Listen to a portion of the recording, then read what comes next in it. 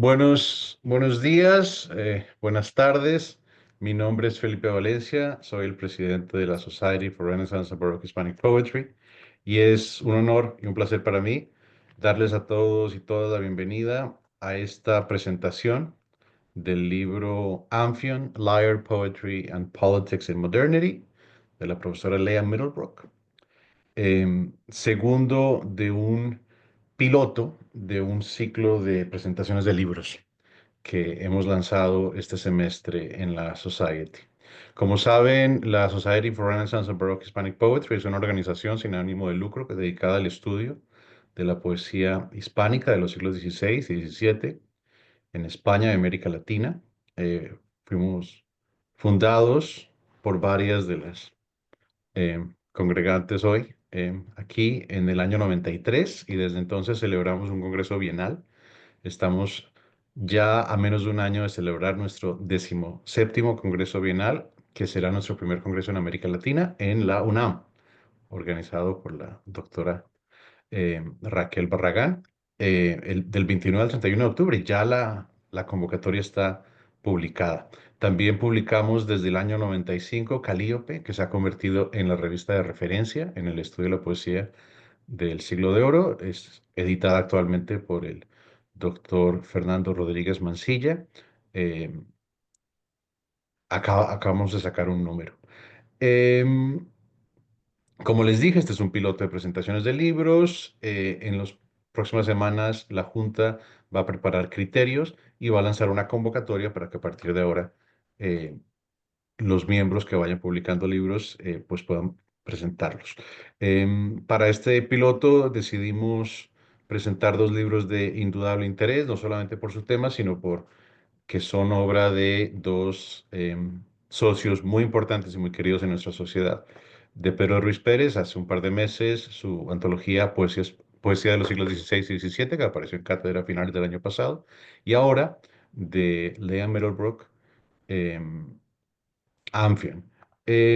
Les quiero presentar muy brevemente a las participantes y quiero hablar de Lea, de su importancia en el estudio de la poesía del siglo de oro y de su importancia en esta sociedad en particular.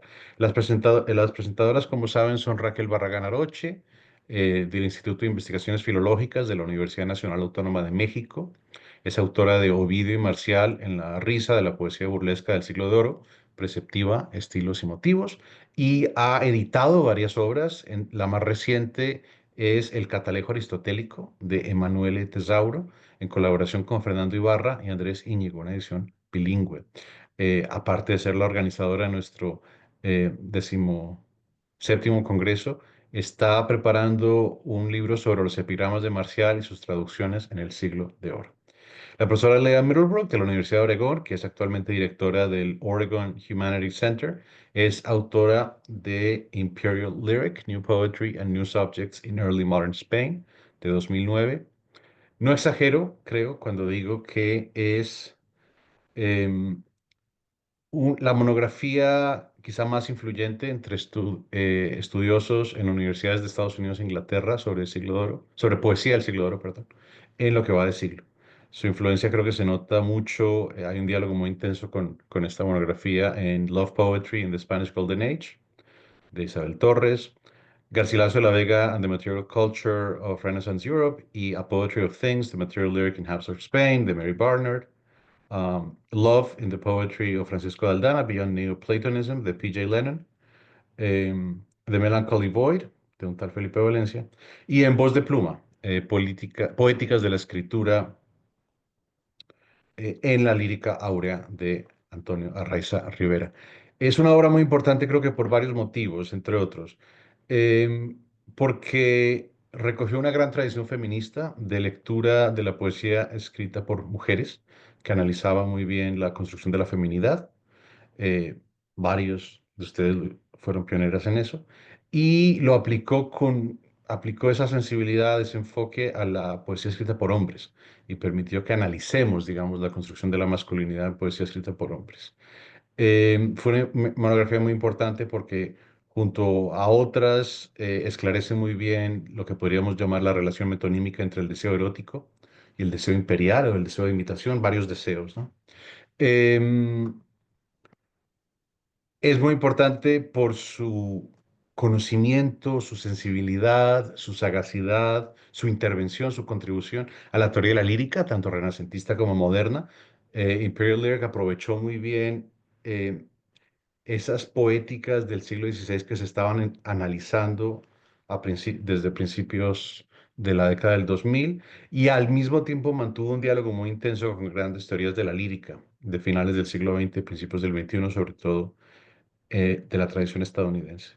Y finalmente, su atención a la cultura material, su lectura del soneto, su teoría del soneto un, como un proceso de cortesanización resuena mucho, digamos, con estudios que prestan mucha atención a lo material y ha influido mucho en ellos. En preparación, actualmente Lea tiene un libro que se llama Resonant Niñas, a partir de un debate en torno a las meninas que hubo en Nueva York en 1983. Está desarrollando el concepto de resonance como metodología feminista y decolonial para leer las meninas, centrándolo en la mirada de la niña que está en su centro y que muchas veces es ignorada, y analizando también respuestas de artistas feministas a obras maestras del arte. Dentro de la Society, Lea ha sido una socia durante muchos años.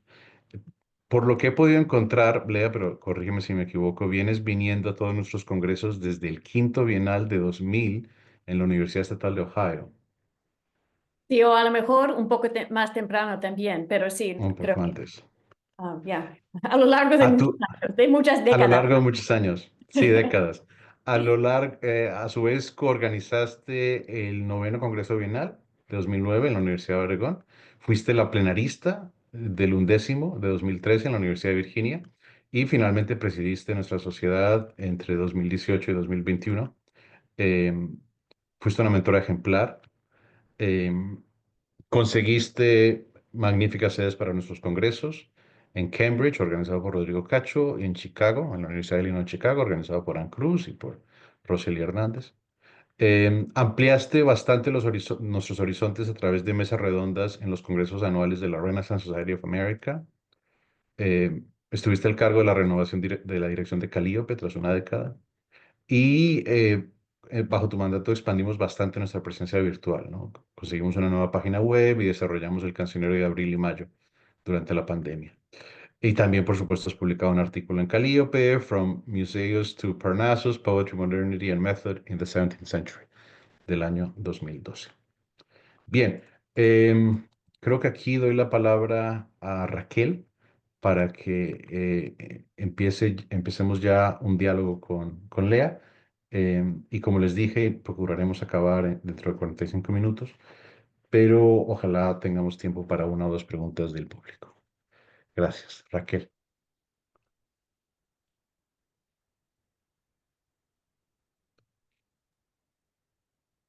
Ya. Ya está. Pues muchas gracias por la presentación, muchas gracias sobre todo por esta invitación que me honra mucho porque además, bueno, no lo saben todos, pero Lea presentó parte de su trabajo en ese congreso que organizamos aquí sobre la poética de Seuxis y pues nos dejó con muchas ganas de seguir leyendo y aprendiendo sobre ese anfión que nos presentó aquella vez.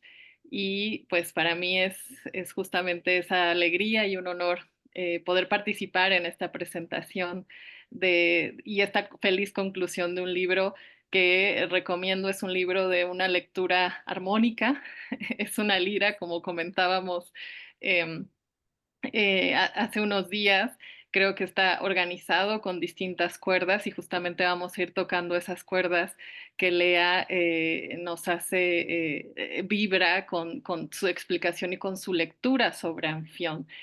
Y sobre esto, pues me gustaría comenzar esta conversación con Lea sobre esta propuesta de este filtro mítico, mitológico con el que se va a definir un tipo de poesía que, como bien lo explica Lea, es una poesía de circunstancia, una poesía desigual, a veces valorada, a veces minusvalorada también, pero que no se queda con estos, digamos,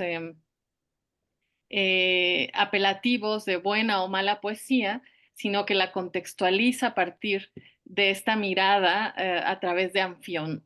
Casi se podría decir que es una poética de Anfión, ¿sí?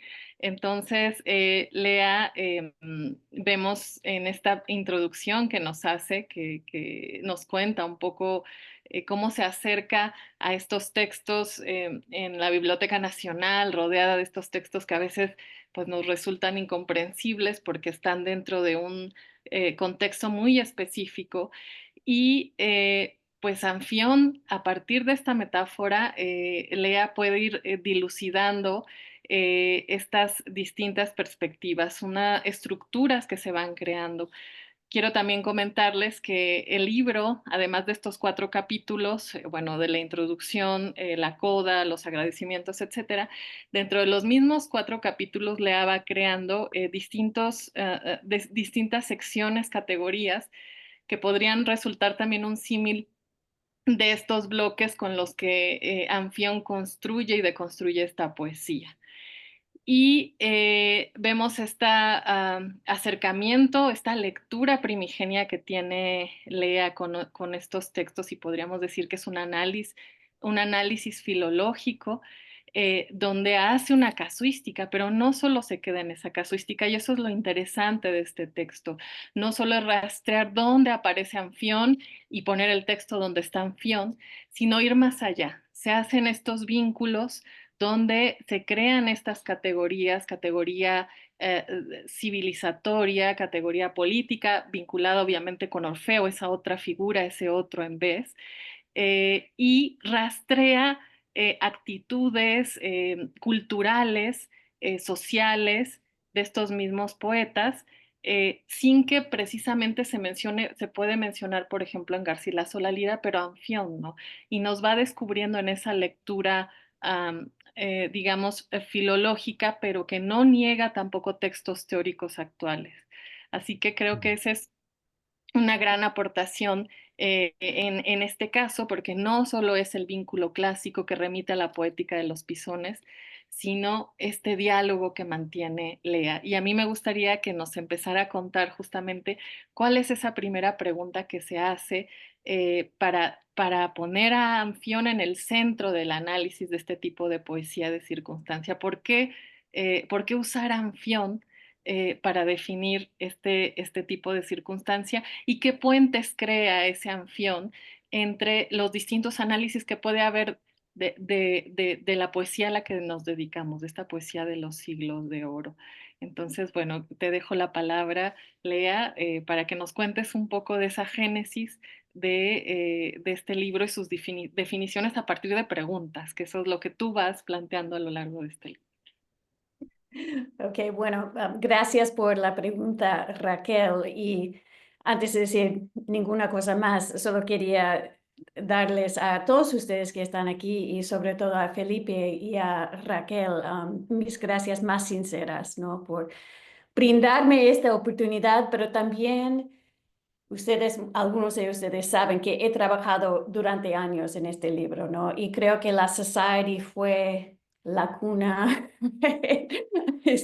la cultura en que tenía la oportunidad de pensar esta pregunta, ¿qué significa Anfión? Ustedes me han ayudado, todas las personas que están reunidas aquí, me han ayudado tanto con este proyecto. Entonces tiene una importancia que casi no puedo explicar, ¿no? A tener esta oportunidad de presentar este libro a este grupo, viendo sus caras o sus nombres en la pantalla. Muchísimas gracias. Y Felipe, también gracias por la introducción en que me das a mí crédito que comparto contigo, porque tú contribuiste mucho mientras yo era la presidenta de la Society, y también con la junta directiva, todo lo que es la sociedad y todos sus socios y socias. Entonces, gracias. Volviendo a la pregunta, Raquel, en cuanto a Anfión y por qué poner Anfión en el centro, eso tiene que ver con tu campo, de verdad, tiene que ver con Horacio, ¿no? Y tiene que ver con las raíces clásicas de la poesía renacentista, ¿no? Que en este libro digo algo que he pensado a lo largo de mucho tiempo, ¿no? Que toda la poesía moderna, ¿no? Se puede decir que la poesía moderna empieza, para mí, con la decisión tomada por los humanistas renacentistas a tomar a Horacio como el guía a lo que es la poesía y lo que puede ser la poética. Y Horacio, en su epístola a los Pisones, Horacio se refiere no solo a Orfeo, nosotros nos solemos acostumbrarnos a hablar de Orfeo como la figura de la lira, el hombre, el poeta, ¿no? Sumamente asociado con la lira. Pero Horacio llama atención a dos figuras, a Orfeo, pero también a Anfión. Y he notado, había notado a lo largo de muchos años de leer la poesía, ¿no? Que Orfeo suele ser acompañado por esta otra figura y que nadie está hablando de esta otra figura. La otra figura es Anfión. Y creo que una de las razones por las cuales Anfión desaparece de la historia de la lírica y la poesía es porque Anfión es una figura para toda la poesía y toda la producción poética que no corresponde a la subjetividad. Y la idea más activa de la lírica, más popular, más centrada de la lírica en estos días, es la idea de la subjetividad. Pero Anfión describe algo distinto. Anfión representa la actividad de colaborar, la actividad de participar en la sociedad, en la cultura, por medio de crear estructuras, ¿no? Pero de una manera colectiva, colaborativa. Y esa idea puede explicar para nosotros algunos fenómenos. Creo que el ejemplo más útil es la justa poética o el concurso de poesía, el certamen poético, que es un fenómeno súper importante a los siglos XVI, XVII, donde vemos en regiones o pueblos que van a armar toda una agregación de producción poética y van a celebrar su participación en algún tipo algún tipo de formación o sociedad por medio de contribuir poemas. Right? Otro ejemplo es preparar glosas de poesía, que ya existe, pero algún escritor, escritora va a extender ese poema en un tipo de como fanfiction, ¿no? Pero vemos que esas son actividades muy importantes a la sociedad en el siglo XVI y XVII. Y yo diría, siguiendo otros críticos, ¿no? Que sigue siendo súper importante a lo que es vivir en sociedad hoy en día. Anfión describe todo eso y Horacio lo reconoce y los humanistas renacentistas también reconocen el poder social y la fuerza social de participar colectivamente en la creación de poemas, que es una manera, según esos teoristas, de participar y crear una sociedad.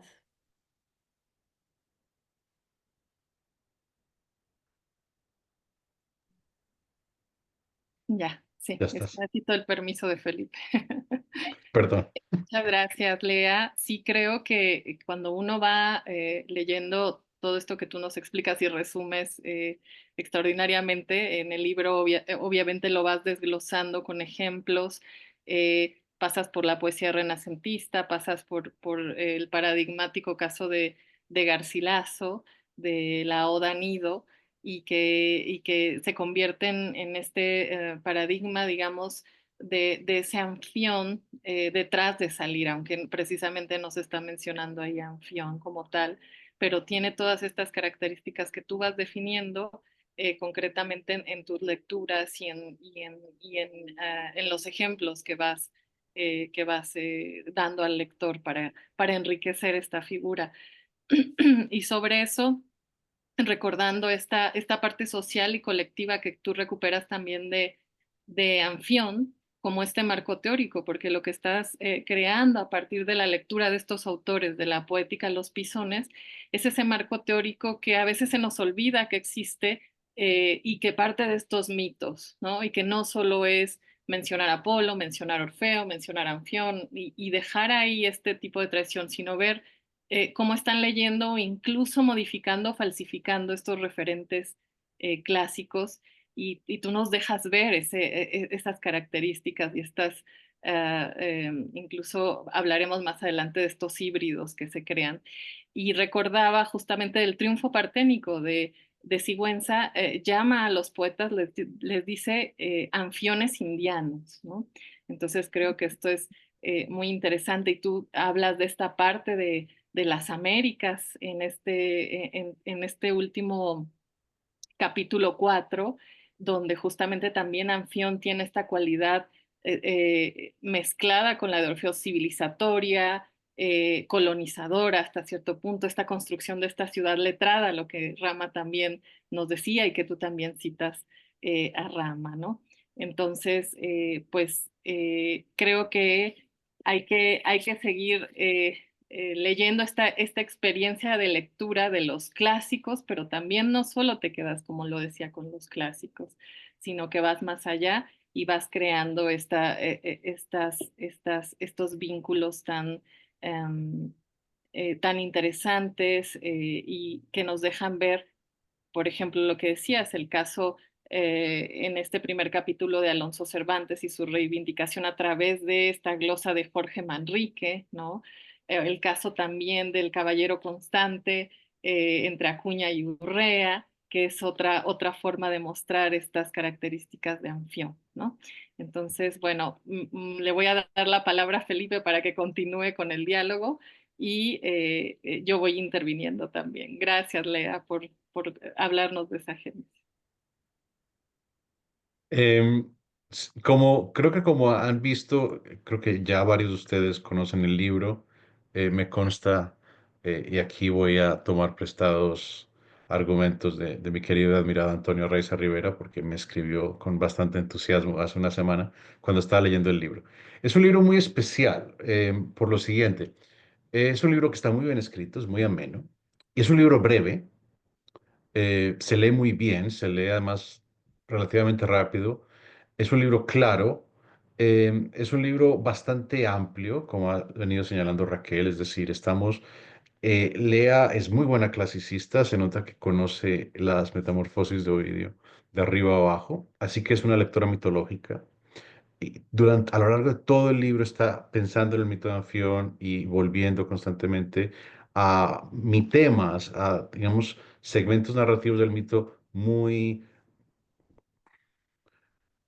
sutiles, ¿no? Cosas que uno podría olvidar, ¿no? Por ejemplo, que Anfión era un gemelo, o que la divinidad titular de Anfión, quien le regaló la lira, fue Mercurio, no Apolo.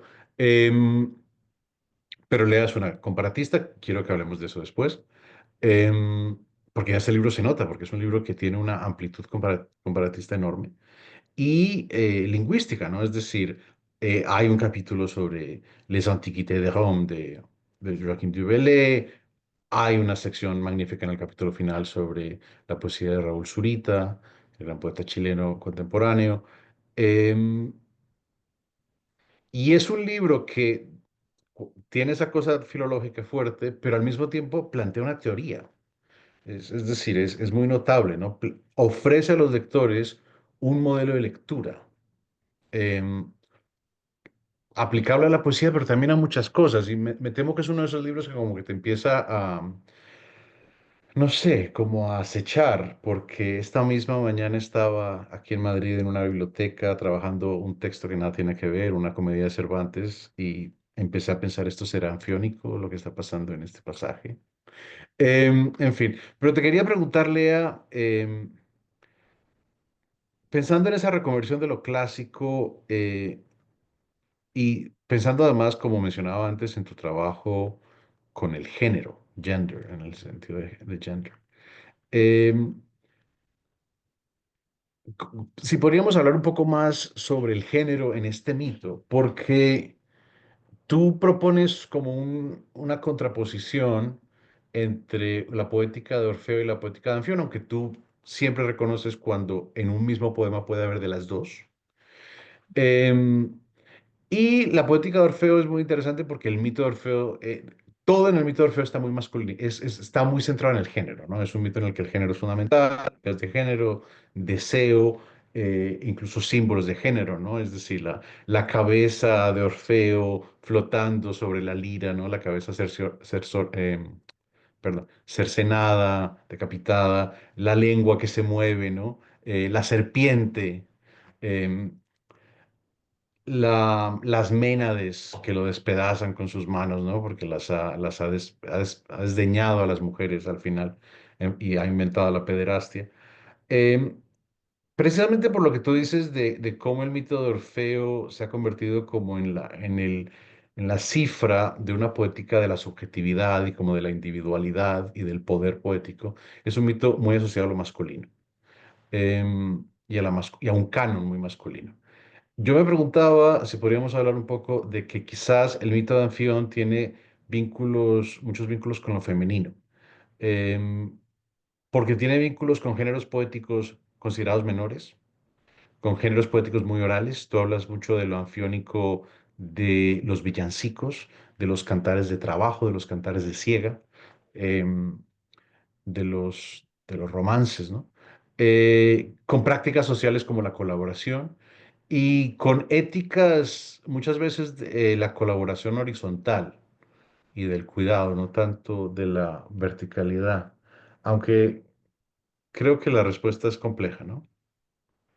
Es compleja, pero me encanta la pregunta y me hace pensar, ¿no? Porque mi primera reacción fue no querer participar en ese binario, porque Anfión es tan plural y múltiple. Como Mm, dices, Anfión es un gemelo. Y otro elemento muy importante a la producción anfiónica es que se desarrolla y despliegue y cierra otra vez en el tiempo. Entonces es un arte móvil, y es difícil fijarlo dentro de marcos, por ejemplo, masculino, femenino. Pero mm, escuchándote, y claro que voy a aprender esto de ti, porque lo que tú escribes sobre la lírica y la masculinidad es tan importante y tan provocativa que claro que me vas a inspirar a pensar en estas cosas, pero um, creo que sí, creo que pensando teóricamente sería fructífero pensar en un tipo de feminidad en la poética de Anfión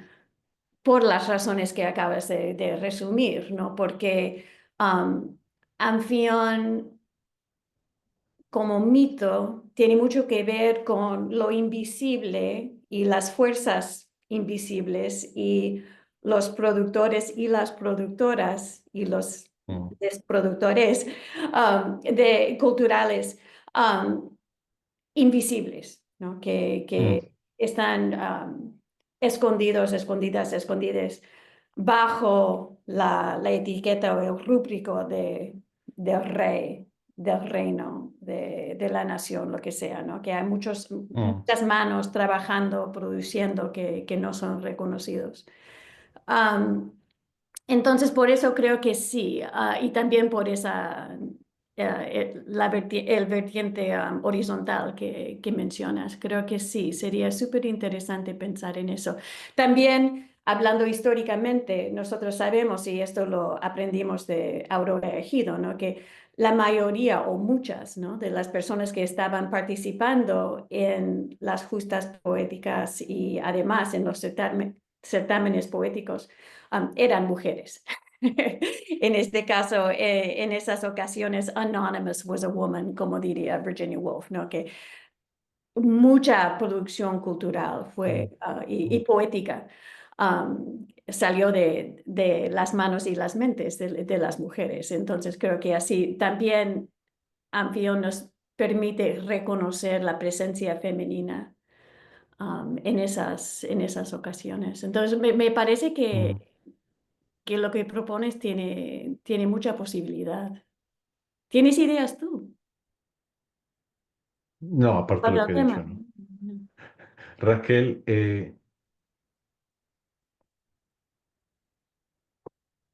Sí, bueno, a mí también me gustaría que tocáramos otro tema muy interesante en tu libro, que es esta conformación del corpus, de la estructura, cuál fue tu criterio de selección de los autores.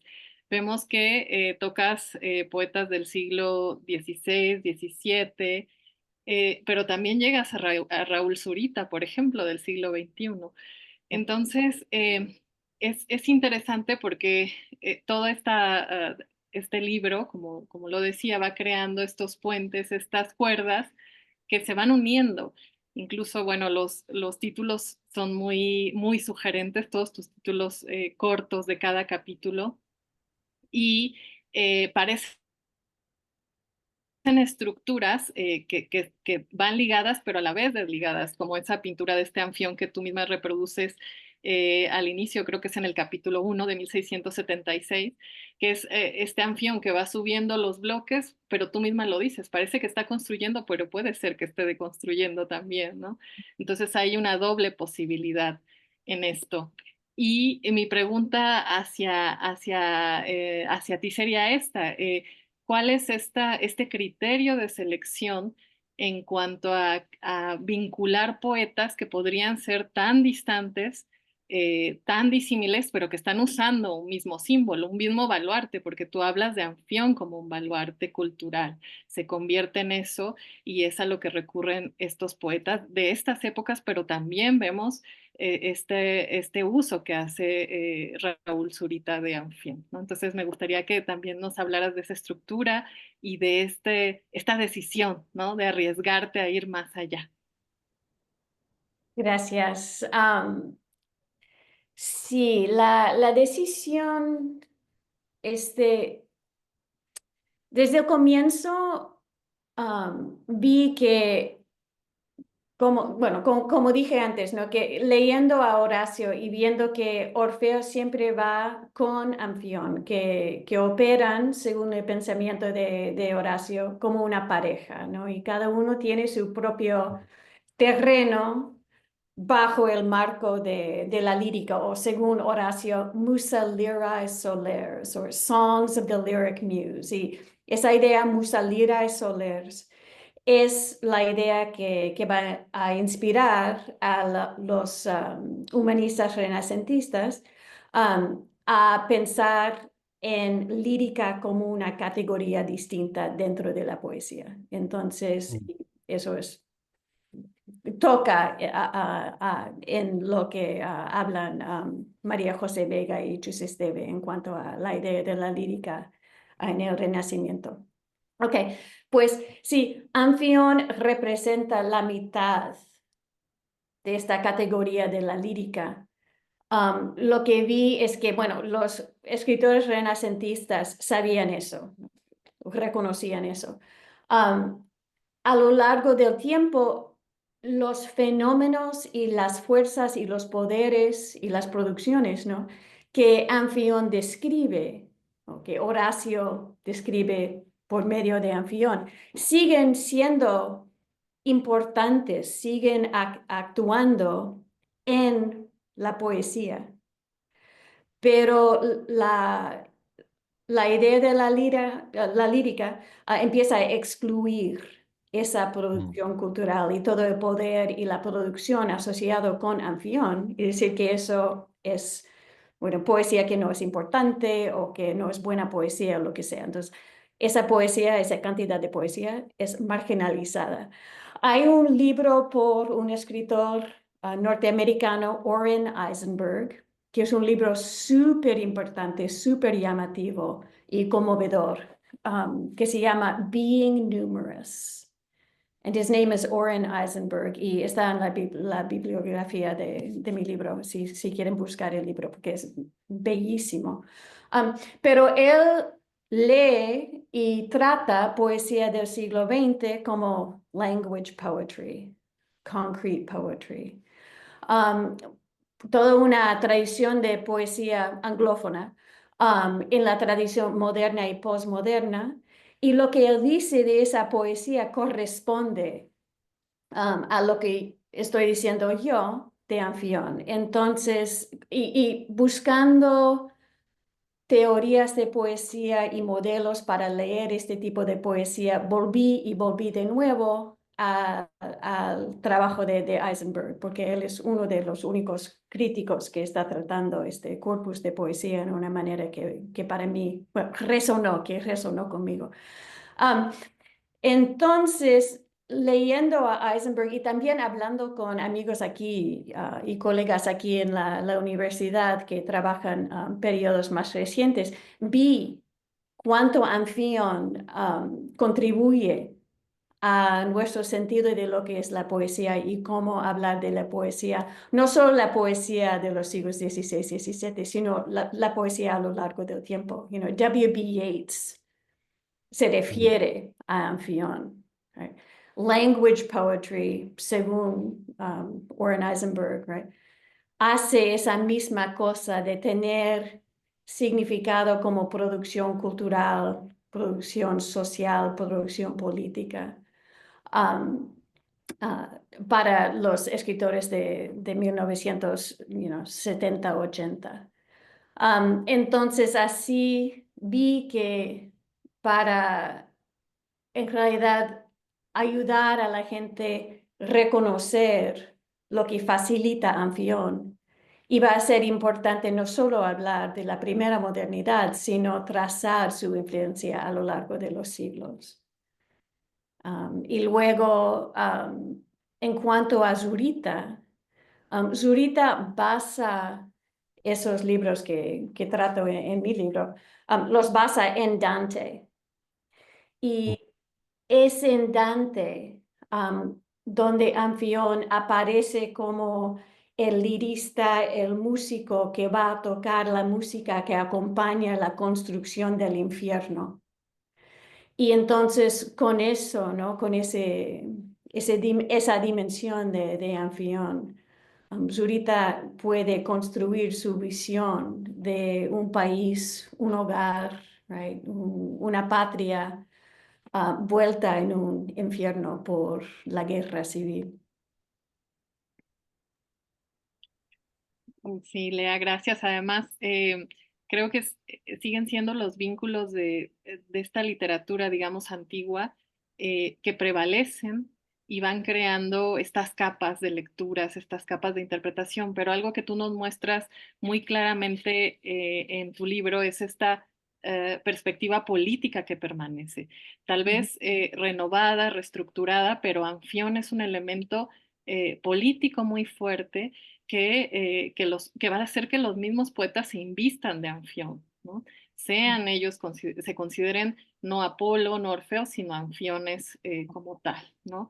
Que es muy interesante esto dentro de los poemas laudatorios que aparezca esto, dentro de la misma apología hacia la conquista que tú estudias muy bien a partir de Grandeza Mexicana, Balbuena, hablando de Cortés, esta es una de las características, ¿no? Entonces, este afán político de la poesía, de construir esos muros, muros que pueden ser, como tú lo explicas bien, cuestionados por este imperialismo, este colonialismo, ¿no? Entonces, llama la atención justamente que en Raúl Zorita esté esa perspectiva política, pero con este otro matiz, un matiz más crítico hacia el Estado, ¿no? Al revés de lo que pasa en la poesía antigua. Entonces, bueno, Felipe, no sé si quieras continuar con la siguiente pregunta. Sí, Tengo, tengo varias, pero démosle la oportunidad a nuestros queridos socios y socias que están aquí y además porque por motivos de horario, pues en 15 minutos tendremos que ir acabando. Así que si tienen, por favor, preguntas o comentarios, eh, pueden levantar la mano. ¿Veo alguna mano levantada? Bueno, yo voy empezando. Lea, te quería preguntar por tu trabajo como comparatista. Tú en realidad tienes un doctorado en literatura comparada, enseñas no solamente en el departamento de lengua romance, sino en el departamento de comparada, incluso lo has dirigido hasta hace muy poco. Em, Te quería preguntar por eso, porque con respecto al libro que todos conocemos, que todos admiramos, que tanto nos ha influido, Imperial Lyric, que es un libro de filología, ¿no? Hispánica, es un libro sobre fuentes españolas. Este es un libro realmente comparado y es un libro, es decir, em, es el libro de una gran hispanista, además con un conocimiento muy profundo de la tradición hispánica. Sigue teniendo marcas de la casa. Eres una mujer del siglo XVI, entonces hay unas lecturas magníficas de poetas muy desconocidos del XVI. Em, pero es un libro que, como digo, hay un capítulo entero que en realidad apenas menciona fuentes hispánicas porque es un libro sobre Du Bellay y la traducción que luego hizo Spencer y luego una readaptación contemporánea que hizo un poeta irlandés, Trevor Joyce. Em, ¿Cómo decidiste, fue una decisión así como consciente, hacer un libro más comparatista por el tema? ¿Ha sido parte de tu evolución académica? ¿Cómo lo plantearías? Siempre he amado esa secuencia lírica por Joachim du Bellay, Les Antiquités de Rome. Yo recuerdo la primera vez que la leí, estaba en la escuela graduada y me dio tanta risa que después de leer, yo tomé un curso con Timothy Hampton sobre el petrarquismo y después, nosotros trabajamos en semestres, entonces eran 15 semanas, ¿no? De leer poesía petrarquista. Y me llamó tanto la atención porque Les Antiquités de Rome es una secuencia petrarquista, una secuencia lírica que no celebra y cosifica la mujer, sino una ciudad, las ruinas de Roma. Y después de leer tanto, amor de Hélène, amor de Marie, amor de Cassandre, por fin llegar a algo distinto, ¿no? Me llamó mucho la atención. Um, y interesantemente, Joachim du Bellay, el poeta, el autor de Les Antiquités de Rome, menciona a Amphion en algunos momentos claves de su poema de Les Antiquités de Rome.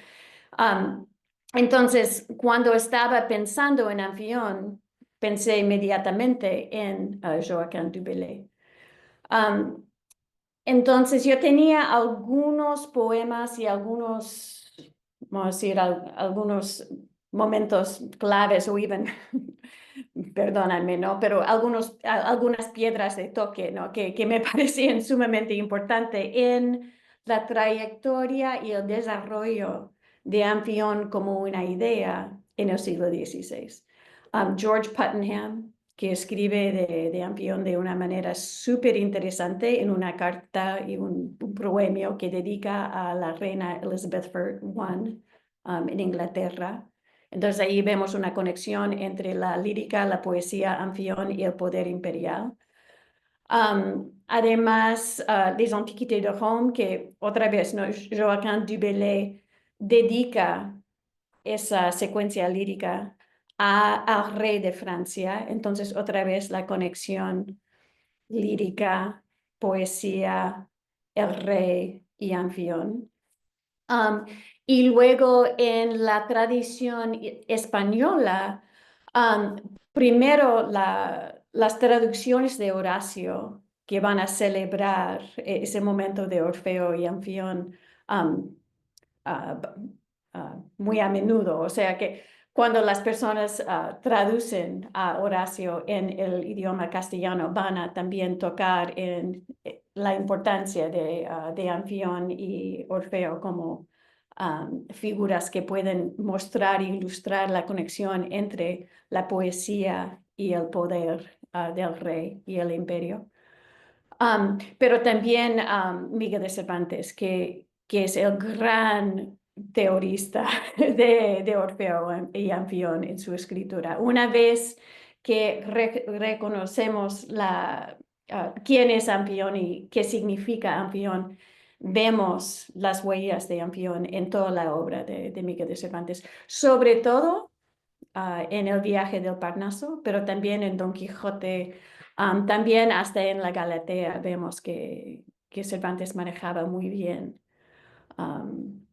esa idea y que también a él le importaba la poética de Horacio para entender el poder y las capacidades de la poesía y de la lírica. Entonces yo sabía que quería incluir esas referencias y esos ejemplos en el libro. Pero luego, cuando estaba en México en ese congreso en UNAM que era tan importante y tan bella experiencia para mí, Raquel me dijo sobre un café, ¿no? Creo que estábamos charlando algo y yo estaba explicando un poco sobre Anfión y Raquel me dijo, sabes, yo recuerdo, creo que Balbuena a lo mejor hablo de Cortés en cuanto a Anfión y eso cambió el libro.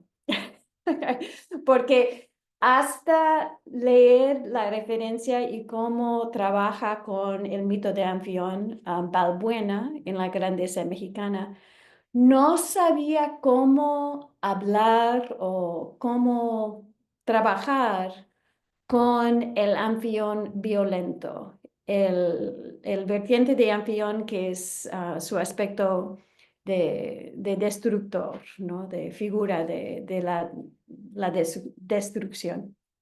Y después de leer lo que dice Balbuena, la comparación que traza entre Cortés y Anfión, me salió en tres dimensiones, digamos, ¿no? Lo que estaba haciendo Dante con la música de Anfión. Y entonces siempre voy a llevar una deuda bastante profunda a Raquel por, por la próxima etapa del desarrollo del libro, porque creo que es súper importante reconocer que Anfión construye, pero hay que destruir violentamente antes de construir. Entonces, un mito muy ambivalente y por eso también creo que se presta con tanta facilidad al imperialismo y al colonialismo del siglo XVI y XVII.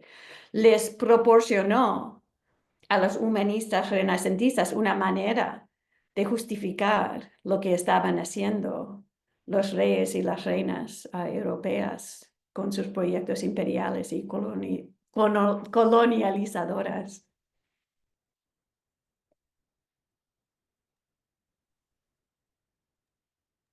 Sí. Gracias, Lea. Sí, la verdad es que el mito es muy ambivalente, es verdad, y el último capítulo en ese sentido es fuerte y es conmovedor, ¿no? Eh, Tu discusión tu análisis de la grandeza mexicana, de las cartas de relación de Cortés y finalmente del canto a mi amor desaparecido, entre otros poemas de Raúl Zurita. ¿Tenemos alguna pregunta más de cualquiera de ustedes? ¿Alguna duda? Elizabeth, no sé, Sí, ahí veo tu mano. Por es que ahora favor, mismo se me ha olvidado cómo ponerlo de la manita para no arriba. pasa nada. Bueno, no es una pregunta, bueno, es una pregunta, pero más que nada es una reflexión, ¿no? Lea, me acuerdo también de aquella vez que presentaste sobre este tema en Berlín, Creo que nada en más a una este ya le faltaría. de nuestras... ¿Cómo? ¿Qué me han dicho? No Nada, no pasa te nada. dijimos nada. Adelante, Ah, adelante. vale. No, no, no, que estoy recordando Para aquella crónico de sesión. dudas, igual aquí.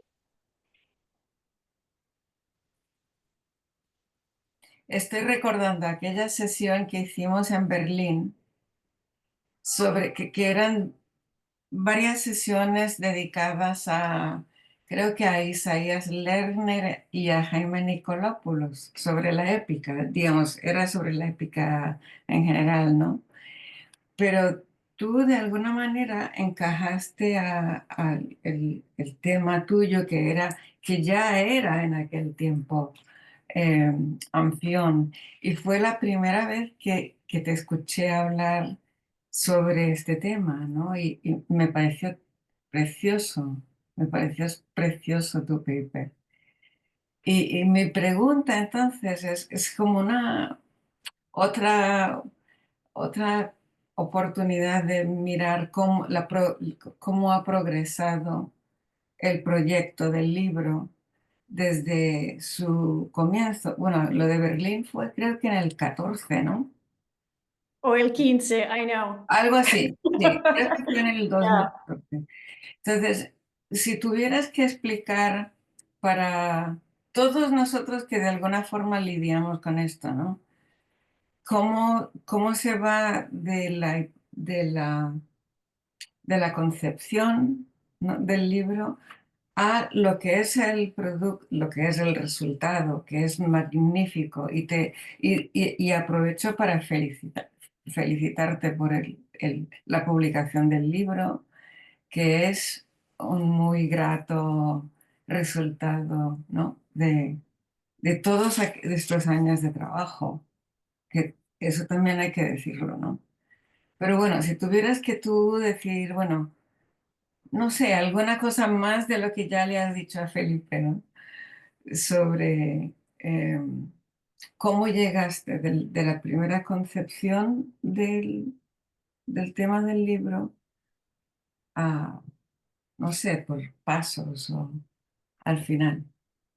Bueno, primero, muchísimas gracias, Elizabeth. Gracias por lo que dices. Y sí, no sé, a lo mejor algún día podríamos dedicar una sesión o así, no sé, una serie de paneles o algo sobre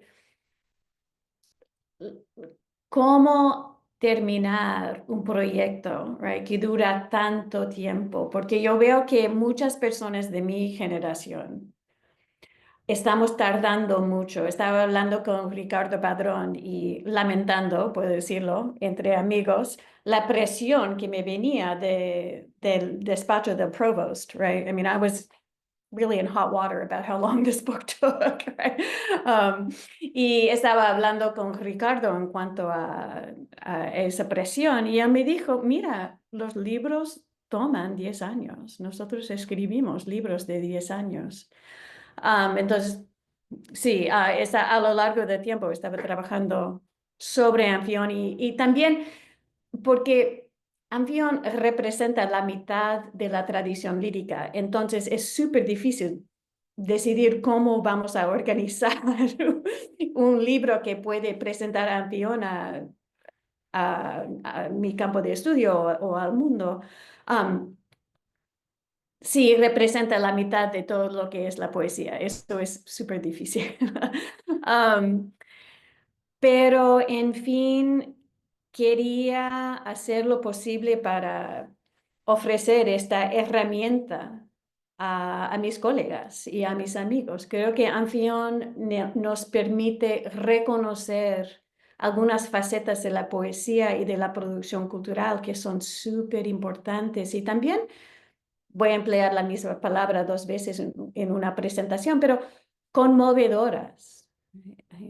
Creo que a pesar de la violencia, o tal vez debido a la violencia que está implícita en el mito de Anfión, la poética de Anfión es un poder que, no sé, que nos hace recordar en lo bello y lo terrible que es el ser humano, que es un grupo, una organización de personas. y quería tener compañía con pensar en esas cosas y ver sus huellas y sus presencias fugitivas o obvias en la poesía. Entonces, por fin tuve que terminar el libro y hacerlo salir y ahora tener el placer de conversar esas ideas con los demás y las demás. Pero gracias por la pregunta. Y como dije, es un libro que a lo mejor tú dices que se demoró, pero valió la pena porque es un libro ejemplar en su concisión, en su claridad, en su potencia.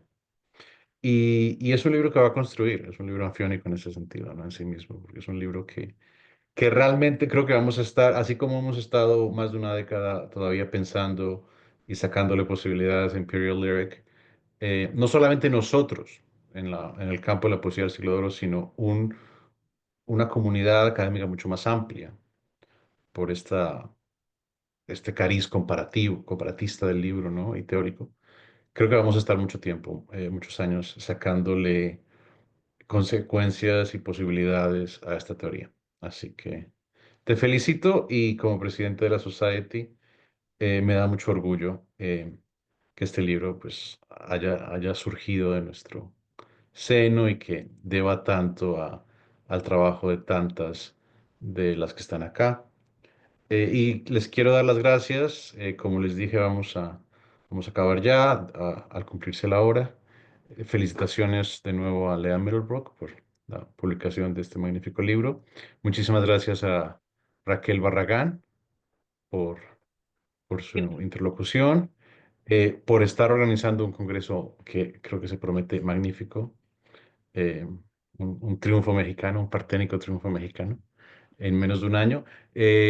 Acudan a nuestras redes sociales o mándenme un email si todavía no tienen la convocatoria y por favor no dejen de mandar propuestas eh, para acudir a México con nosotros.